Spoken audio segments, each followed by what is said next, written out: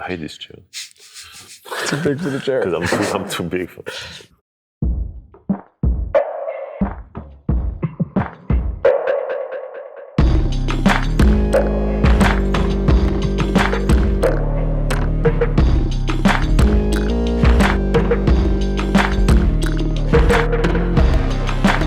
Welcome back to The Young Man in the Three, as always presented by 342 Productions and Wondery Media. This is your co-host, Tommy Alter. Today, we have a special conversation with four-time Defensive Player of the Year, Minnesota Timberwolves center Rudy Gobert. This is our second conversation from the NBPA Sanctuary in Andalusia, Spain. Before we get to Rudy, thanks to our friends at DraftKings, as always, for sponsoring the show. Your season, your shot. The NFL season is rolling, and every touchdown can bring you closer to a payout with DraftKings Sportsbook, an official sports betting partner of the NFL. I was looking at some of these spreads for this Sunday for week 2. The Buffalo Jets one kind of stands out to me a little bit. Buffalo right now is -7. Money line's -310. As always, those odds are subject to change before Sunday. My boy Justin Fields looked pretty good. I'm not hating on the Bills' amazing comeback.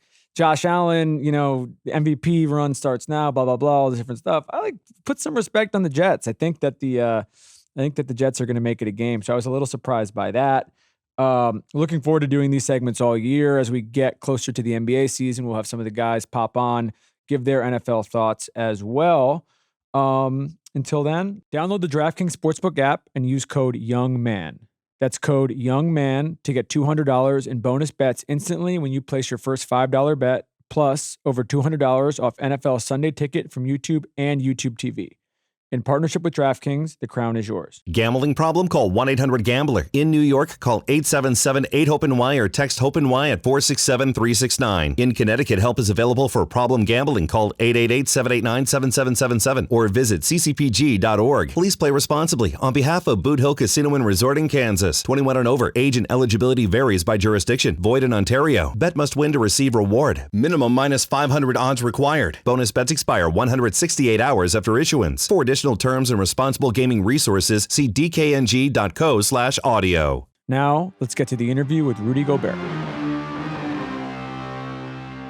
Rudy Gobert, let's start with, we are here at the NBPA Sanctuary in Andalusia, Spain, this beautiful compound. I didn't know you were going to be here until about 36 hours ago. Me neither. Can you explain why you're here? I mean, I was in Paris, and I just thought it would be great to come and connect with everyone and also see the facilities. And yeah, I was talking with Matteo from the NBPA, and I couldn't make it last year. So, I told him, let's do it. What do you think this overall experience represents for you individually and then just for the league overall? I think it's great for me. It's about connecting with the guys, connecting with the people, and then try to create relationships and create pathways into great partnerships, whether it's business, life. I think we play against each other during the season, but I think we're part of the same family, and sometimes we could get too caught up in the competition and not realizing that we're all the same boat in a way. And taking part of this event for me is something that I want to do more and more often because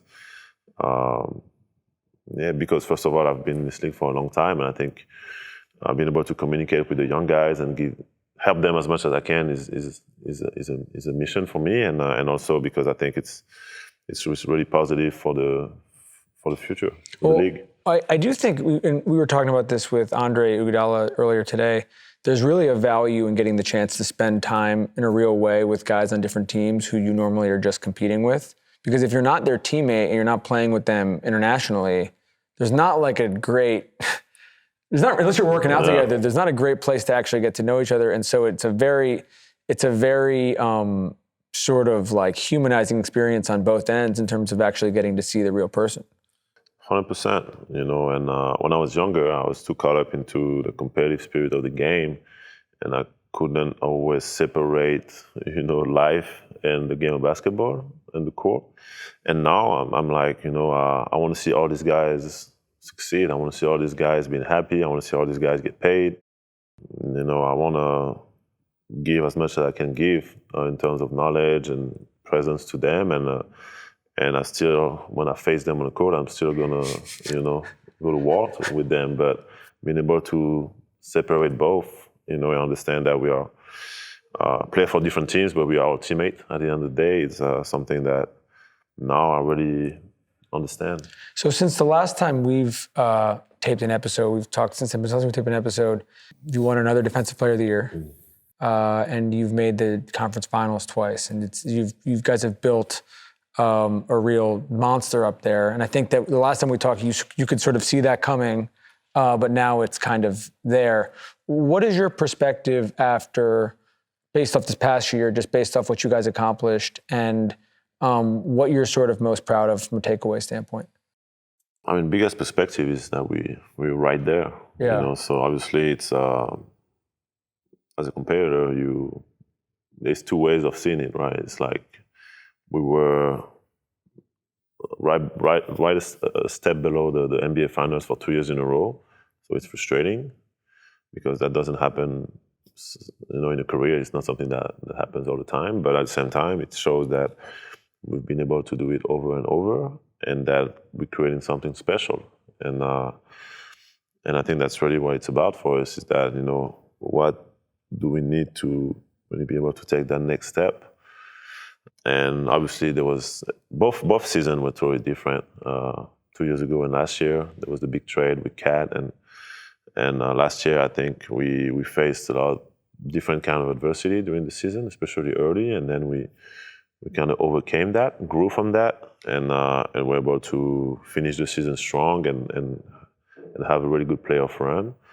And now we have the opportunity to, for the most part, keep the same group of guys together and running back to try to achieve our goal.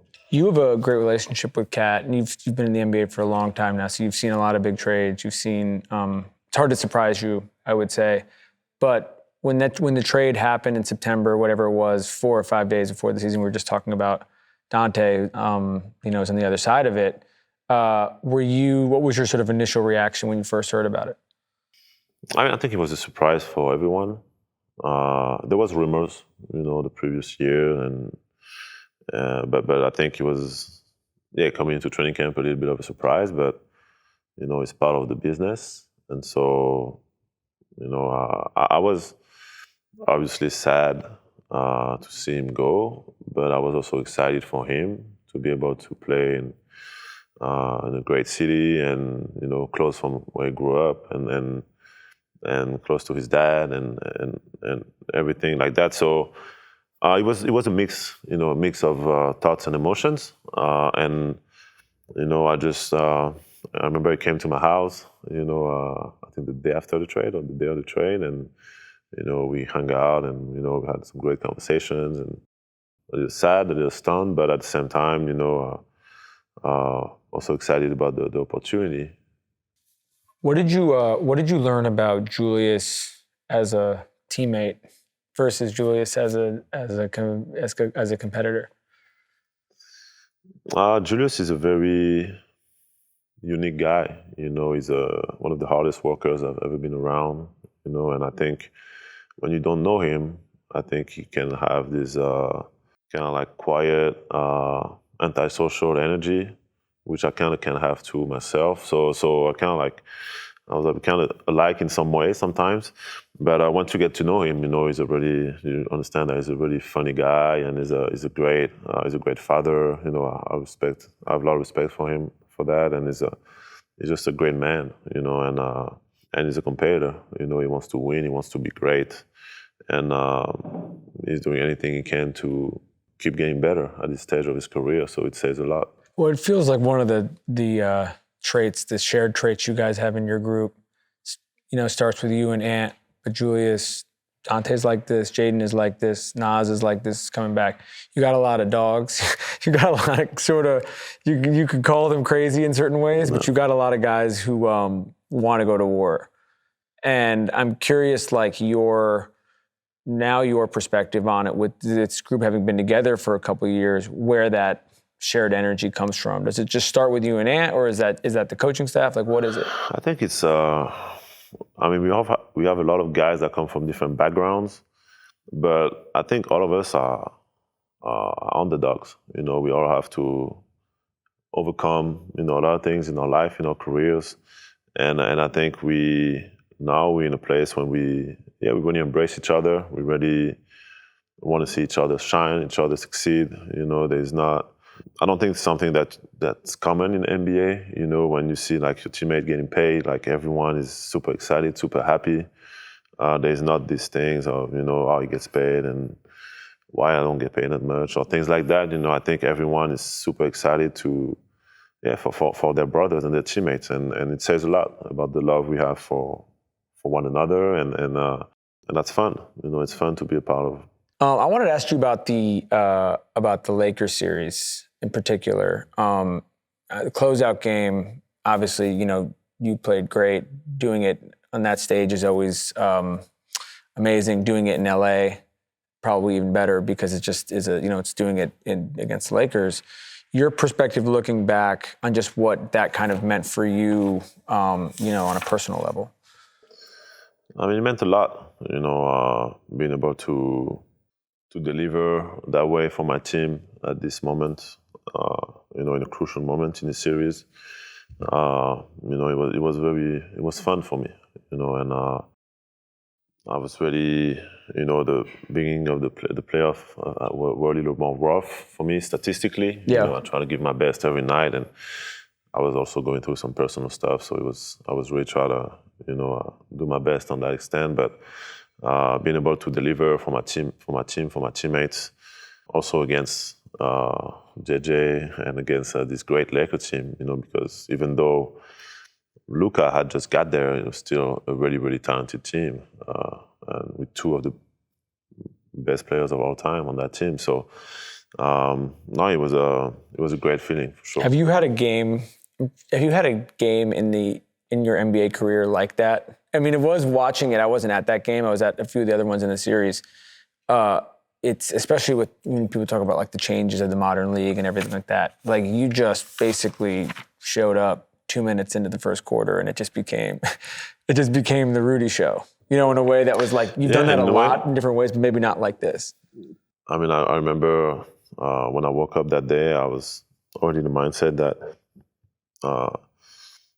I was going to do whatever it takes to have my team win. And then it's not like I did anything crazy during the game. It's just that I was just flowing. You know, I was, despite the closeness of the game in my mind, I was just convinced that we're going to win. And I was just focusing. I was just very present. Yeah. You know, being present in the moment and trying to do whatever it takes to help the team. And it was really special. You know, I didn't know much about my stats until the end. I knew obviously that was scoring-wise and rebounding-wise probably my biggest game of this playoffs. But yeah, I was just really focused on getting the win and trying to be present. What do you think makes the Thunder so tough? I think first of all, they have some unique players. I would say Shea is one of a kind. Offensively, you know, is really mastered his craft. You know, so is a problem. I mean, for every defense in the league, creates a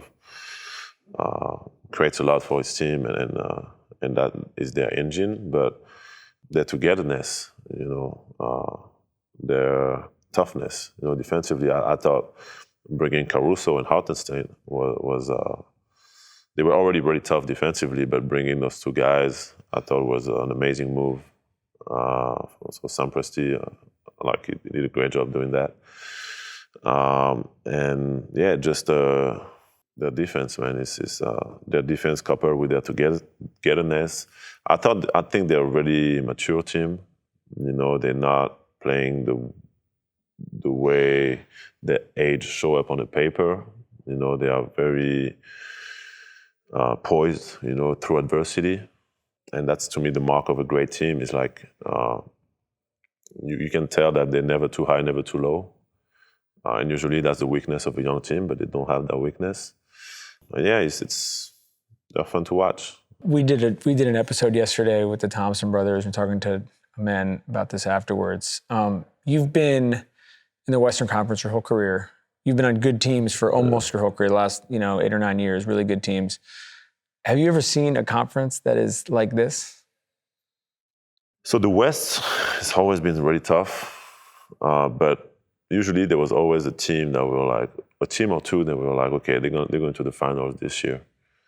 Now, I feel like the league has never been so open in terms of, I think there's probably about 10 teams. When you look at rosters now, there's about 10 teams that you say, okay, they can go to the finals. And before, it was never 10. It was maybe 4 to 6, maybe. I mean, the last few years, there's been 8 or 10, but before those last few years, it was more like, 4 to 6 teams maybe. That were like, okay, they're going to the finals. Yeah. So I think it's fun. I think it's great for the game. It's great for the NBA.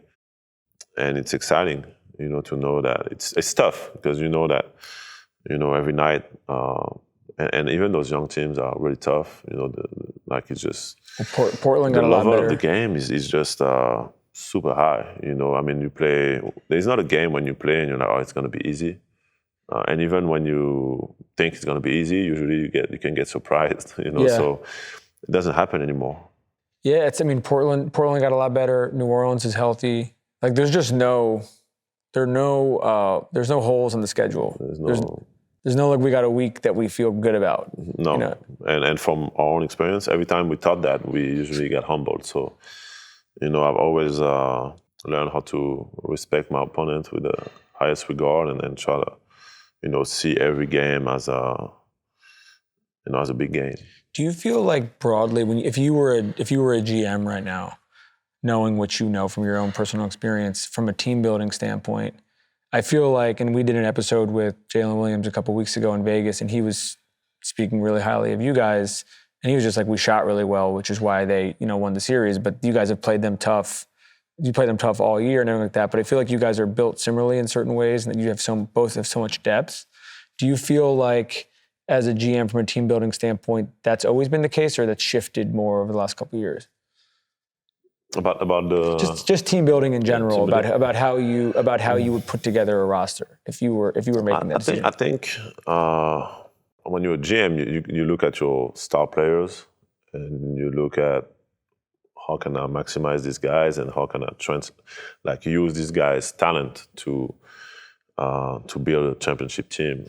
And obviously if you have Nikola Jokic or if you have Shea, it's not going to be the same thing, right? So I think for OKC, it was really building an amazing defense around Shea, and they've done that, So it's when you look at the finals, and I was talking about this a lot with my friends. I think the two teams that seemed the most together went to the finals.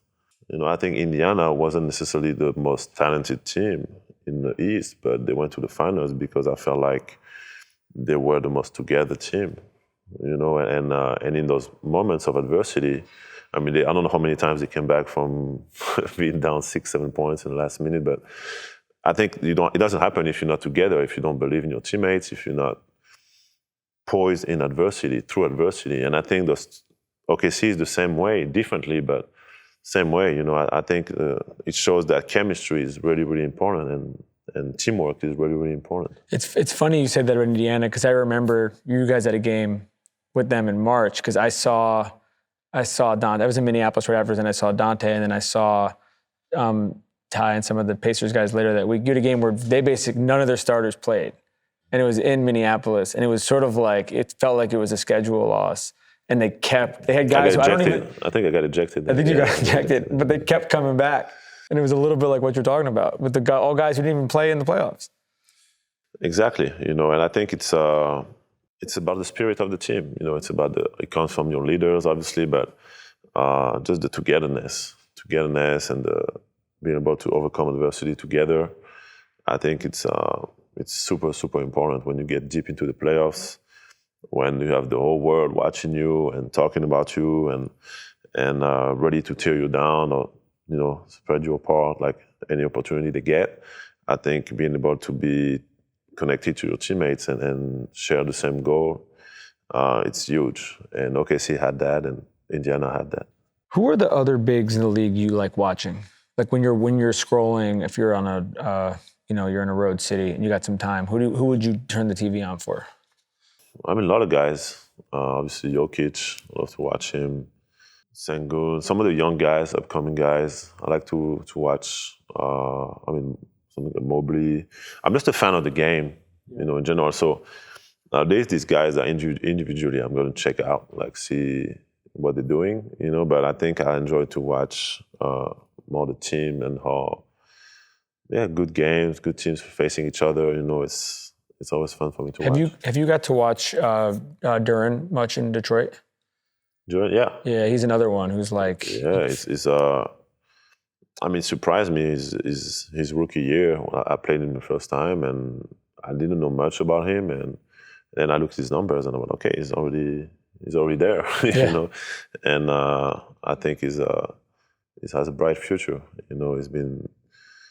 I can tell he plays the game the right way, and I always appreciate that with young players. You can tell the guys that have their mind in the right place and the ones that are not there yet mentally. And seems really mature and seems really like a guy that wants to win and then play the game the right way. Do you feel like you guys learn from each other in the same way that like shooters do? In terms of just technical things? For sure. I think naturally, even if you're not trying to, I think just watching someone play, your subconscious just learns. Did you have someone like that early in your career that you just would watch and kind of pick up little small things from? Oh yeah, many guys. I remember watching a lot of Joakim Noah. Even before I was in the league, I was watching his high rebounds game, and I was like, how does he get 25 rebounds? And I would try to watch it and try to understand it. And guys like Dwight, Paul Gasol. I used to watch Chris Bosh a lot. Amari Stoudemire was one of my favorite players too. So a lot of guys, Tim Duncan, try to understand what makes them so good and what they do. But as I got in the league, it was more about being myself and try to be unique. Thanks to DraftKings for sponsoring the show. Your season, your shot. The NFL season is rolling, and every touchdown can bring you closer to a payout with DraftKings Sportsbook, an official sports betting partner of the NFL. From first touchdown scored to anything TD props or the thrill of live in-game betting, every snap is loaded with opportunity. Richie, I was looking at your Commanders. They got the Packers Thursday night, Thursday, September 11th. Right now, the spread is plus 3.5. Money line is plus 154. As always, those lines and odds are subject to change. This is going to be an awesome game. This feels like possibly a NFC Championship preview. Packers are great last year, and then obviously you add somebody like Micah to the mix. Only going to be better. Very excited to see how it turns out. New customers, this one is for you. Bet just $5 and get $200 in bonus bets instantly. Plus, score over $200 off NFL Sunday Ticket from YouTube and YouTube TV. Download the DraftKings Sportsbook app and use code YoungMan. That's code YoungMan to get $200 in bonus bets instantly when you place your first $5 bet. Plus, over $200 off NFL Sunday Ticket from YouTube and YouTube TV. In partnership with DraftKings, the crown is yours. Gambling problem? Call 1-800-GAMBLER. In New York, call 877-8-HOPE-NY or text HOPE-NY at 467-369. In Connecticut, help is available for problem gambling. Call 888-789-7777 or visit ccpg.org. Please play responsibly. On behalf of Boot Hill Casino and Resort in Kansas, 21 and over. Age and eligibility varies by jurisdiction. Void in Ontario. Bet must win to receive reward. Minimum minus 500 odds required. Bonus bets expire 168 hours after issuance. For additional terms and responsible gaming resources, see dkng.co/audio. I'll preface this question by saying there's no stopping Jokic. I mean, he's a Hall of Famer. He's an incredible talent. He can really do everything. You've historically played him really tough. You've played really well against him. What's your perspective going into those matchups? Not even going to be like, this is how I'm going to slow him down, but just like your perspective overall, because you've seen him enough now to have a pretty good sense of what you're dealing with. I mean, just try to make him work as hard as I can. Try to bother him enough to give my team a chance to win the game.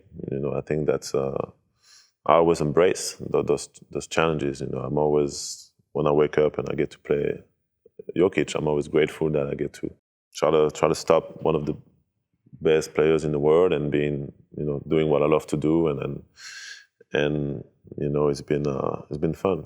As a student of the game, what do you think? What it is about him? What's the sort of most jaw-dropping thing about his skill set?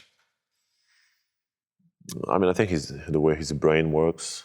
The way he's able to adapt to situations and most of the time make the right play, and doing it while tired, doing it while playing a lot of minutes. I think that's what makes him unique. I mean, also he's very big, very tall, has an amazing touch, but I think the way his brain works, is very unique. With you and Ant on this team in particular as leaders, we're at this this amazing event with a lot of young players. What are your thoughts now as your sort of career has progressed in terms of how you treat the locker room differently, where you guys are now versus where you were even a couple of years ago?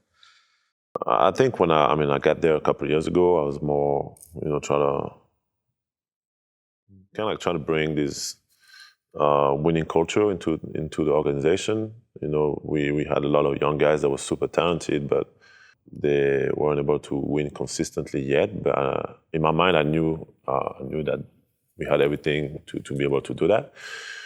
And so, being kind of like trying to lead by example, being that guy that is kind of like a little bit on, like, try to focus on making us top defense in this league. I think that was, without being too distracted, that was my number one goal.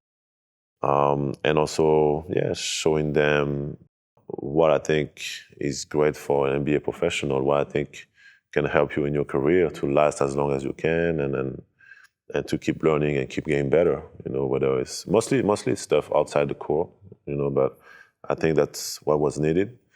And now, I think we have a group of guys that really know each other well. I mean, whether it's Ant, Jaden, Naz, they're not the same guys. They're the same guys, but they're not teenagers anymore. They were not teenagers back then, but in my mind, they were kind of more teenager-like, and now they're more like, they're more the guy. I can see them being more like mentors now for the younger guys too.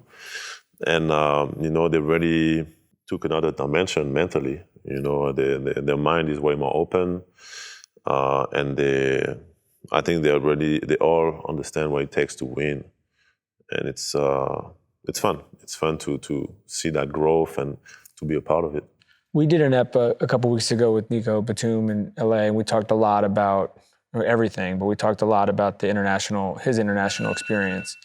It's been about 11 months since the Olympics. I'm curious your perspective. You've been through a lot of these, but your perspective on that overall experience now with like a little bit of time. I mean, it was an amazing experience. For me, it was a lot.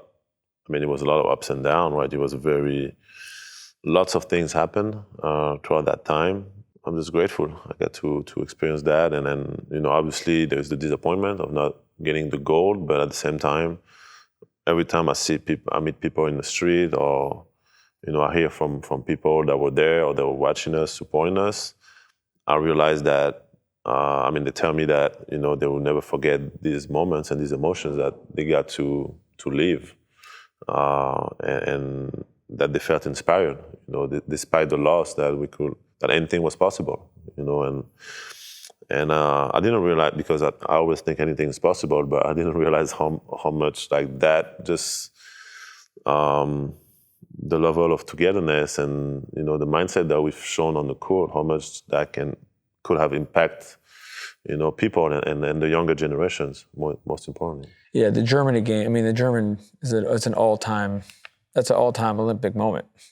Just where with the environment, there's not been an arena like that. I've never experienced that ever. And Germany was they kicked our ass in a couple of days before, and be able to come back, and then in that moment, play one of our best games was huge. And for me, it was a frustrating time too, because I injured my finger the day before the Canada game.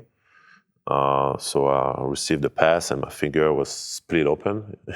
So I never had experienced anything like that before. And so I got the little surgery, and it was the day before the Canada game. So obviously, if that would have happened in NBA, I probably would have been out. for at least a few weeks. But I also was realizing that Olympics in Paris is once in a lifetime opportunity, and I really try to, even if I wasn't going to be able to play, be there for my teammates and show them that I was going to war. Even if someone would have cut off my hand, I would have probably showed up on the court. Emotionally, you have to and be try there. to block some shots with the the club. but yeah, so it was it was a very very unique experience, and I try to give everything I could give to my team, and I'm so proud of these guys because of once again the mindset that we had and the togetherness that we have, the resilience that we have. When everyone was kind of like counting us out after losing this game to Germany a couple of days earlier. You've been on the wrong side of a few Steph moments in the NBA. How did this compare? I wasn't on the floor that time. I wish I would have been on the court at that moment, but I mean, you can only, obviously the competitor in you is, in that moment, you're frustrated, but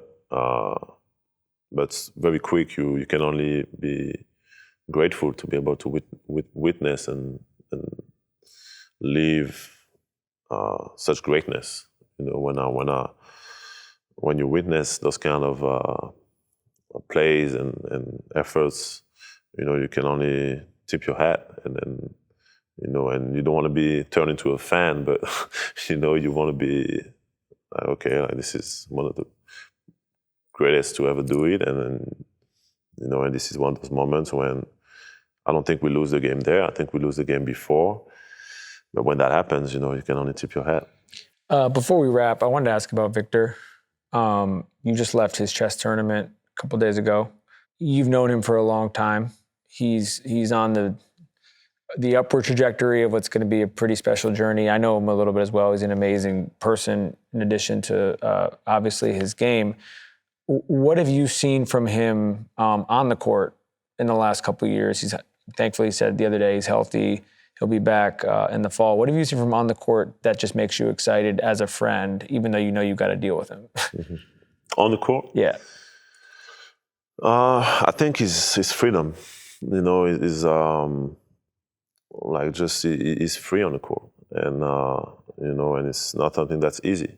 He's obviously a great competitor, and he's obviously has a very unique skill set, but he's always going to do, every game he's going to do something that you don't really expect, and that's going to blow your mind, and sometimes he's going to try some crazy things, and that's not going to work, but also sometimes it's going to work, and it just shows that, he's just having fun out there, and for me, it's refreshing to see, someone that has this level of talent and that's being kind of like scrutinized from everyone because he's such a unique player.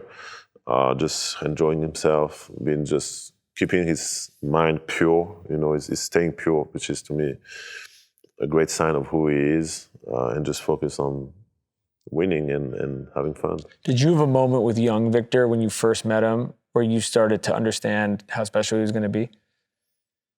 Yeah, I mean, just speaking with him, we had this viral clip when he was 16 years old, and we played this 2-on-2 game. By the way, the other kid that was playing in the game, Maxime Moreno, got drafted by the Sacramento Kings this year. So you guys are taking over. So it was.